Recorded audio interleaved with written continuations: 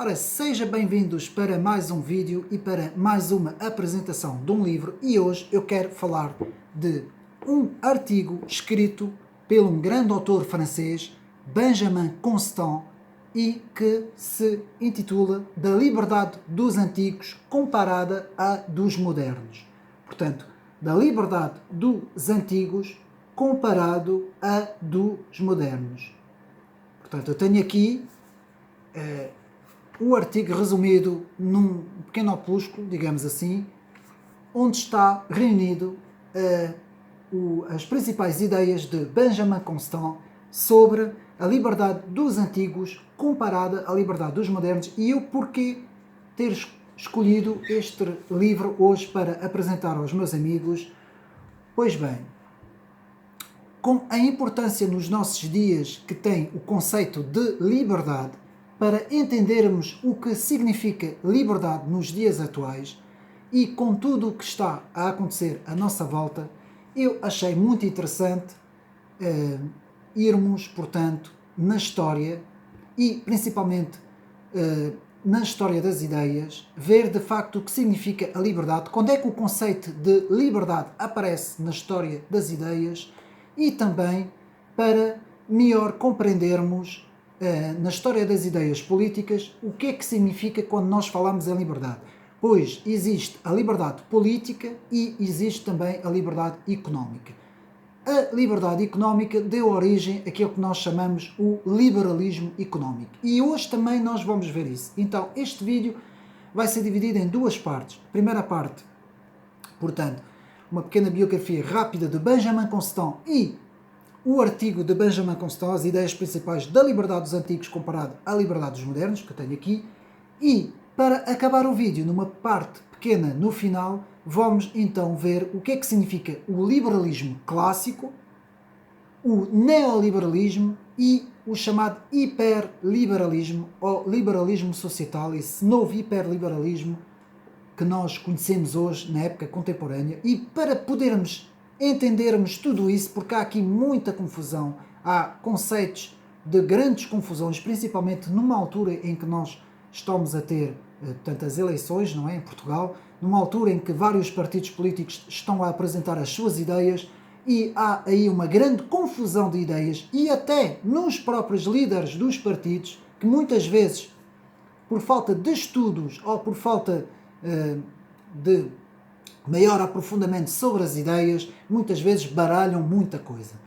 E também o próprio público, muitas vezes também ele fica com toda esta confusão e não consegue então entender no debate das ideias, no plano da história das ideias, que é aqui que nós temos que nos fixar, portanto, no plano da história das ideias, que nós temos que estudar, portanto, a origem, a fundação das ideias, para não cairmos em erros. E eu decidi então hoje falar sobre o liberalismo, portanto o conceito de liberdade e o liberalismo em dois planos, como eu disse, plano político e plano económico, e vamos começar nada mais, nada melhor do que com Benjamin Constant. E porquê? Benjamin Constant, ao contrário daquilo que nós ouvimos, não é? Muitas vezes ouvimos dizer que os principais fundadores do chamado liberalismo ideológico, digamos assim, teria sido John Locke, teria sido basicamente, um bocadinho Montesquieu, alguns dizem, o liberal Alex de Tocqueville. Bom, há aqui muitas ideias, há aqui muitos palpites, digamos assim, mas é preciso termos em atenção que da passagem do mundo antigo para o mundo moderno, se é que podemos assim dizer, ou seja, da passagem da Idade Média e da já alta Idade Média, já quase chegando à modernidade, o primeiro grande teórico do chamado liberalismo foi Benjamin Constant, o francês Benjamin Constant. Quem foi Benjamin Constant? Benjamin Constant nasceu em 1767, viveu no século XVIII, em Lausanne, na Suíça, numa família de hugonotes, que era, portanto, um ramo do protestantismo. Teve uma educação esmerada por tutores privados e na Universidade de Erlangen, na Baviera, e na de Edimburgo. Ao longo da sua vida, viria a morar em vários países, entre os quais a França, a Suíça, a Alemanha e a Grã-Bretanha. Foi íntimo e amigo pessoal de Madame de Staël, que era uma portanto, pensadora também do século XVIII, que teve uma grande influência na história das ideias e também na filosofia das luzes, sendo uma defensora do chamado europeísmo, já nessa altura, não é? E também do cosmopolitismo, portanto, Madame de Staël, mas também privou com outras grandes figuras do seu tempo, como os expoentes do romantismo alemão, Schiller, Goethe e os irmãos de Schlegel. Constant foi um elemento ativo da política francesa, seja como membro do Conselho de Estado, com Luís XVIII ou como parlamentar, e foi dos primeiros pensadores a intitular-se liberal. Foi talvez o primeiro grande pensador a intitular-se liberal, advogando uma forma de organização social e política que ia beber ao constitucionalismo britânico e foi também o primeiro a ser, digamos assim, arrumado dentro dos autores no constitucionalismo, aquilo que nós chamamos o constitucionalismo. E aqui eu tenho que falar mais uma vez, dizer mais uma vez o seguinte. Bom, nós, os conservadores, aqueles que são conservadores, têm que ter em mente uma coisa que eu aqui vou dizer, que é muito importante isso. Todo conservador deve ter uma base liberal clássica. Atenção, base liberal clássica e conservadora, que é a origem do liberalismo. E nós vamos ver porque que eu estou a dizer isso, porque o liberalismo, quando sai do absolutismo, não é? Nós estamos a falar na história das ideias, o liberalismo vai, portanto, premiar o personalismo, ou seja, vai defender a pessoa individual, ou seja, e isto é uma doutrina que vem do cristianismo. Quem estuda o personalismo sabe que o personalismo vem do cristianismo. Portanto, o liberalismo vai também andar de mãos dadas, digamos assim, com o catolicismo e o próprio cristianismo e também em relação ao protestantismo. Portanto, nós temos que ter isso em mente, porque há aqui muita gente que olha para o liberalismo, para as novas formas de liberalismo, que já não tem nada a ver, eu vou explicar isto tudo, e que mete tudo no mesmo saco e que para eles o mal no mundo é o liberalismo. Isto é um erro total e eu vou já explicar que há uma grande diferença entre o liberalismo clássico, o liberalismo original do século XVIII, finais do século XVII, princípios do século XVIII, e que esse liberalismo clássico não tem absolutamente nada a ver com duas grandes evoluções, que é depois o neoliberalismo e depois o hiperliberalismo. Eu vou explicar essas três grandes evoluções do liberalismo ao neoliberalismo e depois ao hiperliberalismo, mas primeiro vamos ao conceito de liberalismo, ou seja, o conceito de liberdade que nasce com Benjamin Constant. E o que é que Benjamin Constant, que vai escrever este artigo, que isto é um artigo que ele vai escrever, da liberdade dos antigos comparada dos modernos, em 1819, o que é que ele vai nos dizer? Que há uma distinção entre a liberdade dos antigos e a liberdade dos modernos. E essa distinção tem a ver com o seguinte: a liberdade dos antigos consiste em exercer coletiva, mas diretamente, várias partes da soberania inteira, em deliberar em praça pública sobre a guerra e a paz, em negociar com os estrangeiros tratados de aliança, em votar as leis, em pronunciar julgamentos, em examinar as contas, os atos de gestão, os magistrados, ao fazê-lo comparecer diante de todo o povo, portanto, em praça pública, portanto, discutir os assuntos da coletividade. Isto é, segundo Benjamin Constant, a liberdade dos antigos. E nós temos que ver que Benjamin Constant estava a falar para o seu contexto, portanto, o contexto da história de Benjamin Constant, século XVIII, não é? E ele aqui nos define que até chegar ao século XVIII, não é? Finais do século XVII, princípios do século XVIII, havia aquilo que nós chamávamos a liberdade dos antigos, que era, portanto, a liberdade dos antigos era vista segundo o plano coletivo. Atenção, nós temos que fixar isso. Era vista segundo o plano coletivo, semelhante ao modelo da Grécia Antiga, porque fala-se muito da Grécia Antiga, não é? Sobretudo do conceito de democracia ateniense, da Grécia Clássica, mas o conceito de democracia ateniense nada tem a ver com o conceito de democracia que nós temos na modernidade e da pós-modernidade. Porquê? Porque ele era baseado no conceito coletivo, que é isto que Benjamin Constant nos diz. E qual é a diferença entre a liberdade dos modernos? Pois bem, a liberdade dos modernos consiste no direito de cada um dizer sua opinião, de escolher seu trabalho, de exercê-lo, ou de dispor da sua propriedade, ou de buscar a ela, de ir e vir, sem necessitar de permissão, sem ter de que prestar contas dos seus motivos, dos seus passos. Portanto, liberdade individual. Direito de reunir-se com outros indivíduos para discutir seus interesses, professar o seu culto, os seus assuntos, associar-se a outras pessoas simplesmente para preencher os seus dias, suas horas, sua maneira de viver, suas fantasias, suas inclinações. Enfim, o direito para cada um de influir sobre a administração do governo, seja pela nomeação de todos ou de certos funcionários, seja por representantes, petições, reivindicações, as quais a autoridade, ao mais ou menos, é obrigada a levar em consideração, tudo sempre baseado no plano individual. Então há aqui um individualismo na liberdade dos modernos que valoriza as ações, direitos e promoções individuais. Portanto, este vai ser a grande apresentação no artigo de Benjamin Constant, vai ser explicar, portanto, que a partir de agora a diferença nos modernos para os antigos, e atenção, isto não tem a ver com a grande questão na literatura da querela dos antigos e dos modernos, que isto é outra questão que se passou, portanto,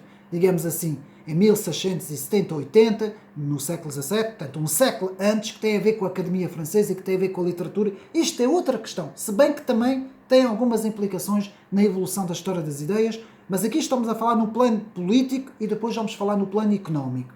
Portanto, então há uma valorização do plano individual em relação ao plano coletivo. Até aqui percebemos liberdade dos antigos, plano coletivo, liberdade dos modernos, plano individual. Portanto, em suma, podemos afirmar que a diferença da liberdade dos antigos em relação à liberdade dos modernos consiste no facto de que a primeira é uma valorização do todo em relação ao individual. Portanto, a primeira é a valorização do todo em relação ao individual, enquanto que a segunda é a valorização do individual em relação ao todo. Essa será, portanto, a questão principal. E vai haver aqui três grandes questões que o autor nos fala neste livro, no opúsculo, não é? Na questão da extensão territorial, ou seja, quanto maior o território, mais a ênfase vai recair no plano individual, e quanto mais pequeno o território, mais a ênfase vai recair no plano coletivo, que é no plano dos antigos, e quanto maior no plano individual. Portanto, isto é a segunda visão de Benjamin Constant. A segunda é a mudança da guerra, dos conflitos bélicos, da guerra, na antiguidade, pelo comércio. Aqui também Benjamin Constant nos fala disso. Isto vai ser o primeiro grande passo para o chamado liberalismo económico.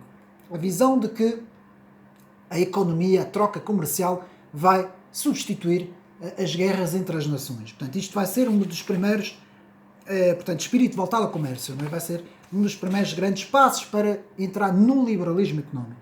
E, por fim, a transição da sociedade escravagista, da antiguidade, para uma sociedade não escravagista, modernidade. Portanto, isto não vou falar muito sobre isso, portanto, isso são os planos mais políticos, não é? Sobre a história das ideias, de Benjamin Constant. E agora vamos aqui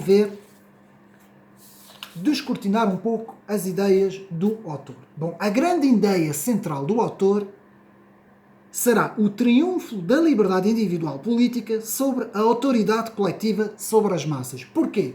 Porque Benjamin Constant se opôs ao absolutismo. Portanto, sabemos que na Idade Média houve vários tipos de absolutismos, não é? O absolutismo, portanto, houve, aliás, até podemos falar em vários tipos de governação, não é? Que tem a ver com constitucionalismos, e há o constitucionalismo parlamentar e o constitucionalismo absolutismo. Havia vários tipos de visões, mas era tudo sempre no plano coletivo, ou seja, um poder absoluto sobre as massas. E aqui, quando Benjamin Constant nos fala que, ao vir a modernidade, então há a ênfase na liberdade individual sobre o plano coletivo. E isto é muito importante. E qualquer conservador tem que ter essas bases. E nós vamos perceber que nós passamos de um coletivismo absolutista para um liberalismo individual, e agora estamos a voltar a um coletivismo, digamos assim, podemos dizer com bases marxistas, não é? Que está-se a desenvolver no mundo e que está a ter um cruzamento, que é isso que vamos ver com o hiperliberalismo, que está a ter um cruzamento com aquilo que eu vou depois, não me vou agora adiantar, senão vocês não vão perceber, aquilo que eu vou definir como, portanto, o chamado neoliberalismo societal ou hiperliberalismo, que é uma tecnocracia económica que eu já vou explicar as diferenças, não é? Porque nós temos que perceber aqui uma coisa. Não existe fixicismo. O que é o fixicismo? É as ideias ficarem fixas, não evoluírem. Isso não existe. A história da humanidade tem uma evolução. Nós temos, portanto, estou a falar no plano político e não no plano religioso. No plano religioso é outro assunto, não é? Porque temos os textos religiosos, que isto é outra questão. Mas aqui no plano político há uma evolução na história.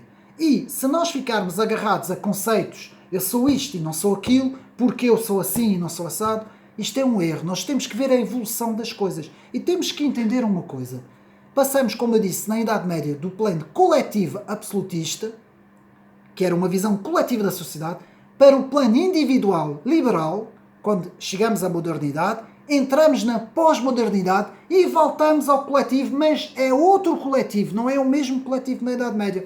Já é um coletivismo, já baseado com um género de um societal, que são as questões, portanto são questões fraturantes, não é? Questões minoritárias, um género do societal, e um coletivismo que vai à mesma primar, portanto, o consumismo económico, que é isso que nós também vamos ver, mas de outra forma já, que é a evolução das coisas. E isto às vezes faz um pouco de confusão, as pessoas têm um pouco de confusão porque as pessoas estão acostumadas a ficar fixas num conceito. E se nós ficarmos fixos num conceito, não conseguimos perceber.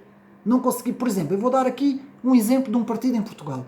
O Iniciativa Liberal, que no plano económico é neoliberal, portanto, no seu plano económico é a favor de uma livre troca completa de mercadorias, passando por cima de qualquer restrição, de qualquer, digamos assim, de qualquer impedimento, não é? Sem restrições no plano económico, mas que no plano social é completamente colectivista. Reparem bem na diferença. É super individualista no plano económico, mas é super coletivista no plano social. E isto forma um género de um partido que é uma mistura de hiper-esquerda com hiperliberalismo. Então, é um pouco confuso compreender isto, mas é isso que nós temos que entender. E então, para conseguirmos compreender o seguinte, portanto, Benjamin Constant nos fala do triunfo da liberdade individual política sobre a autoridade coletiva sobre as massas, está a falar no século XVIII, preconizava a necessidade de uma Constituição escrita, ele era defensor do constitucionalismo, que eu também sou, independentemente de como são as bases da Constituição, nós temos que primar pela Constituição. Depois, Benjamin Constant formula também esta frase muito interessante: deve haver apenas um mínimo de governo. Portanto, ele era defensor do mínimo de governo, do Estado mínimo, não é? Que é aquilo que os liberais normalmente preconizam. E nos vai dar essas duas definições, não é? A liberdade dos antigos, aquele que existia na Grécia, ao tempo da democracia ateniense, era a liberdade de participação coletiva no debate político dos grandes problemas do Estado. Em relação à liberdade dos modernos, que era a liberdade, a autonomia, a liberdade individual, como espaço reservado à autodeterminação de cada pessoa face ao Estado. Portanto, é a diferença para o plano dos modernos. Portanto, no plano das ideias, Benjamin Constant vai defender a defesa do liberalismo contra o absolutismo, independentemente de ser monarquia ou república. Ele vai ter uma frase muito, muito interessante que vai basear toda a política da modernidade para cima, que vai ser: entre a monarquia constitucional e a república a diferença é de forma, mas entre a monarquia constitucional e a monarquia absoluta a diferença é de fundo. Porquê? Porque o absolutismo, segundo Benjamin Constant, era uma questão de fundo, enquanto que na monarquia e na república, se formos a basear a forma constitucional, era apenas uma forma, não é? O mais importante seria se haveria liberdade ou absolutismo, não é? Ou seja, liberalismo ou absolutismo. Depois, entre as várias formas de democracia, a diferença é de forma. Entre a democracia e o poder totalitário, a diferença é de fundo. Lá está. Num poder totalitário, a diferença já não é de forma, é de fundo. Portanto, a Carta Constitucional, rapidamente, 1826, a nossa Carta Constitucional aqui em Portugal, redigida pelo próprio Dom Pedro IV, que depois foi Dom Pedro I no Brasil, foi sobre inspiração das ideias de Benjamin Constant. Apenas uma pequena relembrança de história. Foi também dele a ideia de um chefe de Estado colocado como moderador acima dos outros poderes, com funções de equilíbrio e harmonização de várias instituições políticas. Portanto, aqui tudo o que Benjamin Constant preconizava estava certo. Ao contrário também daquela malta mais radical, não é? Aquela malta, principalmente aquela malta mais que defende um certo nacionalismo mais forte, que diz que tudo o que é liberalismo é errado. Não, não o liberalismo económico nascente, não o liberalismo clássico, que todos os partidos têm que defender. A liberdade individual tem que ser neste momento a maior defesa que nós temos que ter contra o poder coletivista do Estado. Nós neste momento temos que defender a liberdade com todas as nossas forças. Então, vamos ver agora as ideias principais com alguns trechos daqui, rapidamente, porque o vídeo também já está a chegar quase ao fim. Portanto, livro escrito em 1819, artigo escrito em 1819, e vamos aqui ver as bases do Estado moderno para Benjamin Constant, página 18. E eu vou dizer que é estudando os autores que nós compreendemos melhor as ideias, não é? Então, na página 18 do seu opúsculo, diz assim: a passagem da liberdade dos antigos à liberdade dos modernos é essencialmente o resultado de uma transformação histórica assente em 3 elementos fundamentais: o nascimento do Estado moderno, a abolição da escravatura e o desenvolvimento do comércio. Portanto, foi a grande diferença em relação ao Estado antigo, não é? Ao Estado absolutista. Depois, continuamos. Definição da liberdade para Benjamin Constant está na página 5, a partir do seu discurso, na página 5, porque o livro é, portanto, deixe-me ver, sim, na página 5 da introdução, não é? Não, a página 5, o livro é dividido, portanto, a primeira parte, que é uma introdução sobre as ideias de Benjamin Constant, e depois, então, na segunda parte, que começa aqui, temos, então, começa na página, portanto, na página 3, temos, então, a liberdade dos antigos comparada dos modernos, e vamos ler, então, a definição da liberdade nas palavras de Benjamin Constant, que nos diz: é o direito de cada qual ser sujeito apenas às leis de não poder ser detido, encarcerado ou condenado à morte, nem ser maltratado de qualquer forma por efeito da vontade arbitrária de um ou vários indivíduos. É o direito de cada qual exprimir a sua opinião, escolher exercer a sua atividade, dispor da sua propriedade, mesmo de abusar dela, de ir e vir sem necessidade de uma autorização ou sem necessidade de indicar os motivos das suas deslocações. Vejam bem a importância da liberdade para Benjamin Constant, a importância de poder ter a sua propriedade privada, a importância de poder se deslocar de um lado para o outro. É o direito de cada qual se reunir com outros indivíduos para tratar dos interesses comuns, para professar o culto que desejam ou simplesmente para passar os dias e horas de maneira mais adequada às suas inclinações ou fantasias. Enfim, é o direito de cada qual influir na administração do governo, seja pela designação de todos ou de alguns funcionários, seja pela apresentação de representações de petições de requerimento que as autoridades são mais ou menos obrigadas a considerar. Benjamin Constant, século XVIII, 1819. Ou seja, nesta altura, portanto, os homens que viveram, os grandes homens que viveram nessa altura, tinham mais noção do que era a liberdade, do que deve ser a liberdade, e nós estamos a ter a liberdade toda hoje retirada, sem que as populações percebam o que é que se está a passar. Portanto, isto está na página 5 e 6, portanto, que é a definição da liberdade de Benjamin Constant. Depois, a ideia central do texto, para mim, está na página 27, que eu vou rapidamente ler. Portanto, página 15, desculpa. Portanto, na página 15, a ideia central do texto: coletivismo vs individualismo. E diz assim o seguinte: na minha exposição resulta, pois, que não podemos mais desfrutar a liberdade dos antigos, que correspondia a uma participação ativa e constante no poder coletivo. A nossa liberdade deve corresponder ao gozo tranquilo da independência privada. Daí a importância da liberdade privada, meus amigos. A área privada da nossa vida deve ser inviolável, intocável. O Estado não pode ter o direito de tocar na nossa liberdade individual. E vamos continuar, não é tudo. Perigo da liberdade individual. Agora vamos ver o extremo. O que é que Benjamin Constant nos diz? Que exatamente isto que aconteceu na pós-modernidade. O que é que acontece? Portanto, na página... o perigo da liberdade individual, o outro extremo, ficamos alienados da participação política cívica. Na página, portanto, 31.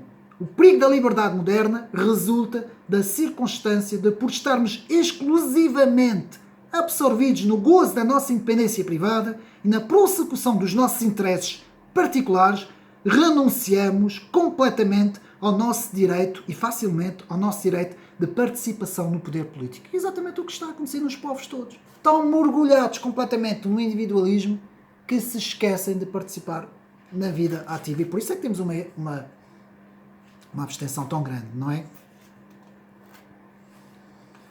Portanto, e mais uma passagem que eu posso ler, a liberdade individual, repito-a, é a verdadeira liberdade moderna. A liberdade política é a sua garantia, a liberdade política é, em consequência, indispensável.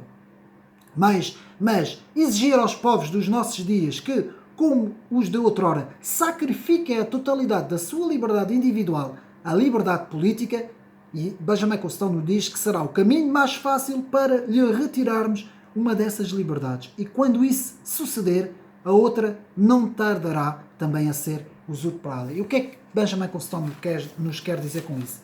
Para acabar aqui o opúsculo Benjamin Constant, A Liberdade dos Antigos comparada dos Modernos. Está na última página, que é a conclusão do seu livro. E diz assim: assim, meus senhores, ao invés de renunciar a algumas das duas espécies de liberdade, a dos antigos e a dos modernos, de que vos falei, é necessário, como demonstrei, aprender a combiná-las. Aprender a combiná-las. Portanto, aprender a combiná-las. As instituições, como diz o célebre autor da História das Repúblicas da Idade Média, devem realizar os destinos da espécie humana, que atingirão tanto melhor os seus objetivos quando elevarem o maior número possível de cidadãos à mais alta dignidade moral. Última página.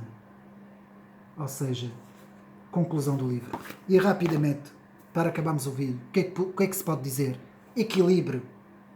A liberdade individual muito importante para auxiliar os poderes políticos. E agora, vamos então à definição do liberalismo clássico. O liberalismo clássico, que é aquilo que Benjamin Constant defende, foi defendido, portanto, é de facto o primado da liberdade individual no plano político e a liberdade de comércio.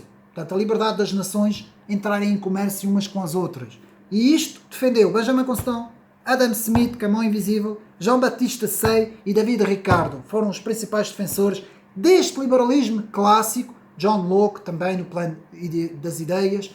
Portanto, foi o grande liberalismo clássico. Depois houve uma evolução. Como sabemos, entramos no século XVIII, XIX, XX e chegamos ao neoliberalismo com a escola austríaca. E na escola austríaca vamos ter Ludwig von Mises, Friedrich Hayek, que eu já fiz um livro, podem ir ver no canal Ocidente Nere, e depois Joseph Strumper. O que é que eu quero dizer com isso? Esse neoliberalismo saiu completamente do plano ideológico, vai para o plano económico e começa a criar as bases de um liberalismo já desenfreado, já sem fronteiras, já passando por cima dos próprios Estados, não é? E isto vai criar o quê? Aqui ainda estávamos com um certo conservadorismo nesse neoliberalismo clássico, que rapidamente foi abandonado no século XX e principalmente na segunda parte do século XX, quando aparecem as teorias as teorias da Escola de Frankfurt, as teorias